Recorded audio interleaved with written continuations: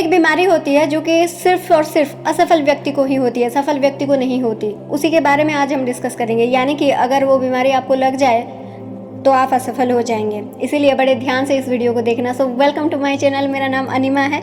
मैं एक law of attraction coach हूँ, उसके साथ साथ मैं एक बुक लवर भी हूँ। अगर आपका लॉ ऑफ अट्रैक्शन या फिर मैनिफेस्टेशन संबंधित कोई भी सवाल है तो आप कमेंट में डाल दीजिए, मैं उसका आंसर देने की पूरी कोशिश करूँगी। और अगर आप कोई भी बुक पढ़ना चाहते हैं लेकिन कोई भी कारण की वजह से नहीं पढ़ पा रहे हैं तो आप उस बुक को भी सजेशन बॉक्स में डाल दीजिए, कमेंट बॉक्स में, ताकि मैं धीरे धीरे एक एक बुक करके बुक्स के सारे चैप्टर्स को आपके साथ डिस्कस कर सकूं, ताकि मेरी ज़िंदगी के साथ साथ आप सबकी ज़िंदगी भी बेहतर दिशा में जा सके। तो दोस्तों, अभी जो बुक हम डिस्कस कर रहे हैं, बड़ी सोच का बड़ा जादू, the magic of thinking big. इस किताब का पहला चैप्टर जो था हम ऑलरेडी डिस्कस किए हुए हैं। अगर आपने नहीं देखा है प्लीज़ चेक कीजिए। आज हम डिस्कस करेंगे वो ऐसी कौन सी बीमारी है जो कि सिर्फ और सिर्फ असफल व्यक्ति को ही लगती है। यानी कि इसको थोड़ा सा उल्टा दीजिए, अगर वो बीमारी आपको लग जाए तो आप भी असफल हो सकते हैं। इसको राइटर बड़े ही फनी तरीके से इसका नाम दिए हैं बहानाटाइटिस, यानी कि बहाने बनाना। ये एक ऐसी बीमारी है जो कि सिर्फ और सिर्फ असफल व्यक्ति को ही लगते हैं। यानी कि जो व्यक्ति बहाना देने लग जाता है, इसका मतलब यह है वो अपनी ज़िंदगी में कभी भी सफल नहीं होता। और ये बहाना जो होता है बहुत तरह के होते हैं, लेकिन यहाँ पर मेनली 4 टाइप ऑफ बहाना यहाँ पर डिस्कस किया गया है, जो कि प्रमुख बहानाटाइटिस होती हैं, प्रमुख बीमारियाँ होती हैं।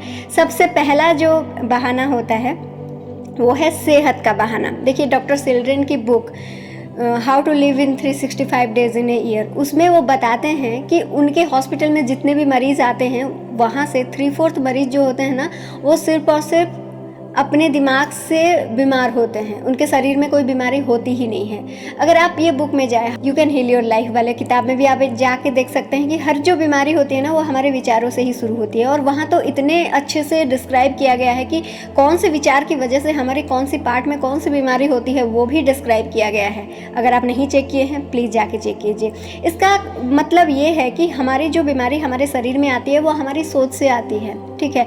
इसीलिए सेहत का बहाना बिल्कुल भी मत बनाइए, इसका इलाज कीजिए। इसका इलाज क्या है? सबसे पहले तो आप अपनी सेहत के बारे में दूसरों के साथ बहुत ज़्यादा डिस्कस मत कीजिए, बहुत ज़्यादा डिस्कस मत कीजिए। दूसरी बात, सेहत को लेके बहुत ज़्यादा अनाप शनाप की चिंता मत कीजिए। ये खाने से वो होगा, वो खाने से वो होगा, ये सब के सब आपके बिलीफ सिस्टम है। आपकी बिलीफ जैसी बनेगी आपकी सेहत वैसे ही बनेगी। बहुत ज़्यादा चिंता मत कीजिए।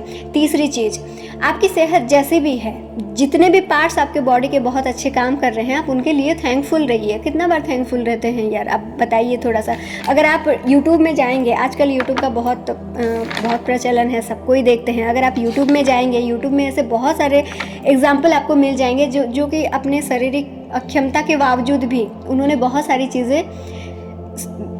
चीज़ें उन्होंने अचीव किए हैं। आप जोए डिस्पेंजा सर को देखेंगे, वो पूरी तरह से पैरालाइज्ड हो चुके थे, लेकिन वो आज कितने सक्सेसफुल हैं। आप सुधा चंद्रन जी का नाम सुने होंगे। देखिए, उनका पैर ही नहीं है, लेकिन वो डांस वाले जो सेक्टर है, बिना पैर के, उस सेक्टर में वो सक्सेसफुल हैं। उनको हम सब जानते हैं। तो देखिए, ऐसे आपको हज़ारों एग्जाम्पल मिल जाएंगे। इसीलिए जो भी आपके शरीर में जो भी चीज़ें अच्छे काम कर रहे हैं ना, उसके लिए थैंकफुल रहिए। और चौथी बात, सबसे ज़रूरी बात जो कि मुझे लगा वो ये है, जंक लग जाने से अच्छा है कि घिस जाना। देखिए, हम मरना तो सबको है ना, ऐसे ही पड़े पड़े मर जाने से अच्छा है कि कुछ ट्राई करके मरे। सही है ना? सही बात है ना?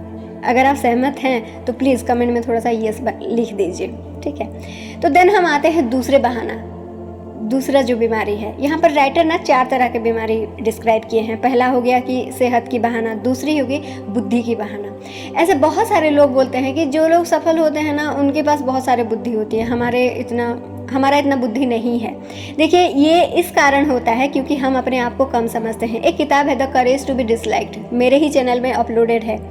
आप उस किताब के थ्रू अगर जाएंगे ना, आपको पता चलेगा कितने अच्छे से वहाँ भी राइटर ने समझाया कि हम सब एक हॉरिजॉन्टल रिलेशनशिप में रहते हैं। हम सब की दुनिया अलग अलग होती है, हम कोई किसी के साथ सेम नहीं होता। इसीलिए आप किसी से कम नहीं हैं या फिर आप किसी से ज़्यादा नहीं हैं। इस तरह से की सोच आप बनाना सीखिए, ठीक है। तो देखिए, जब आपको लग रहा है कि आपकी बुद्धि कम है, तो यहाँ पर आपको याद रखना ज़रूरी है कि टैलेंट का सिर्फ और सिर्फ 5% होता है उसका महत्व, ज़्यादा 95% जो महत्व होता है वो आपकी कंसिस्टेंसी की होती है। ये हर जगह पर आप सुने हैं, है ना। इसीलिए इस बहाना को बहाना मत बनाइए, बीमारी मत बनाइए, उसका इलाज कीजिए। इसका इलाज कैसे करेंगे? इसका इलाज इस तरह से कर सकते हैं। सबसे पहले आप अपने आप को कम या ज़्यादा मत समझिए, अपनी हुनर को सीखिए, अपने हिसाब से चलिए। और दूसरा चीज़ ये है कि आप अपने आप को हमेशा याद दिलाएं कि आपकी बुद्धि से ज़्यादा इम्पोर्टेंट है आपका नज़रिया, चीज़ों को देखने की आपकी नज़रिया।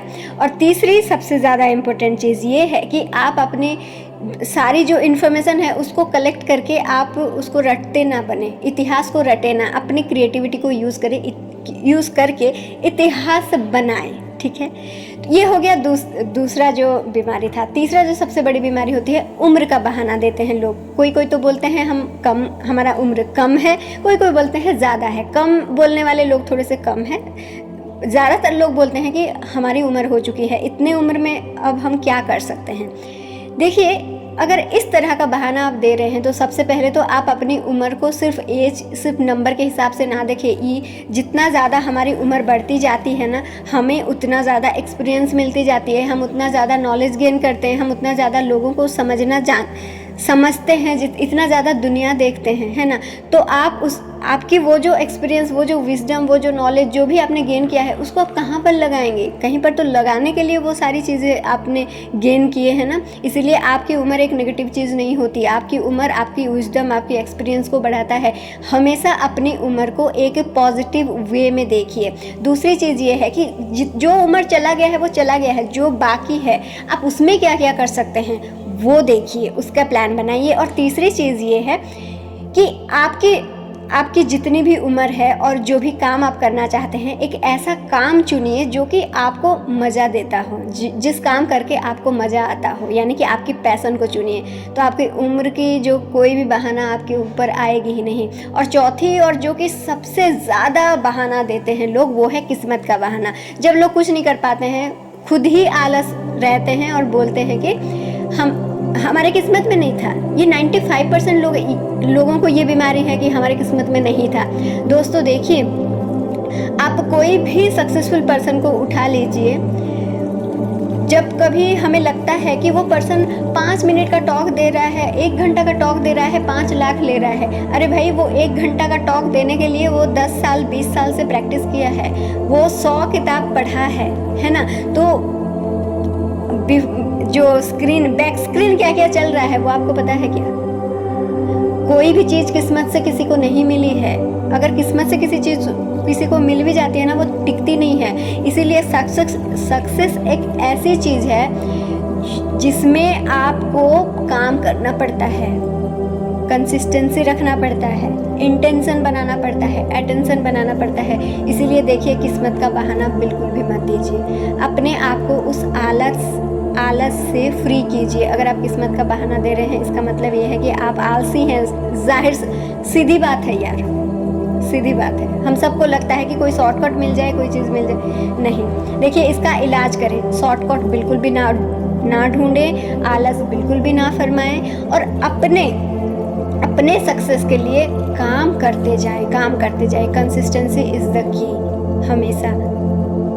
तो दोस्तों, अगर आप किसी भी चीज़ को कंसिस्टेंटली करते हैं ना, बिना आलस किए, एक फॉर्मेट में, तो ज़रूर आप लोग सक्सेस होंगे ही होंगे।